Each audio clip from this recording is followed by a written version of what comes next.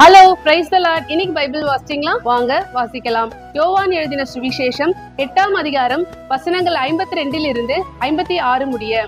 அப்பொழுது யூதர்கள் அவரை நோக்கி, நீ பிசாசு பிடித்தவன் என்று இப்பொழுது அறிந்திருக்கிறோம். ஆபிரகாமும் தீர்க்கதரிசிகளும் மரித்தார்கள், நீயோ ஒருவன் என் வார்த்தையை கை கொண்டால் என்றென்றைக்கும் மரணத்தை ருசிப்பதில்லை என்கிறாய். எங்கள் பிதாவாகிய ஆபிரகாமிலும் நீ பெரியவனோ? அவர் மரித்தார், தீர்க்கதரிசிகளும் மரித்தார்கள், உன்னை நீ எப்படிப்பட்டவன் ஆக்குகிறாய் என்றார்கள். இயேசு பிரதியுத்தரமாக, என்னை நானே மகிமைப்படுத்தினால் அந்த மகிமை வீணா இருக்கும். என் பிதா என்னை மகிமைப்படுத்துகிறவர், அவரை உங்கள் தேவன் என்று நீங்கள் சொல்லுகிறீர்கள். ஆயினும் நீங்கள் அவரை அறியவில்லை, நான் அவரை அறிந்திருக்கிறேன். அவரை அறியேன் என்று சொல்வானாகில் உங்களைப் போல நானும் பொய்யனாய் இருப்பேன்.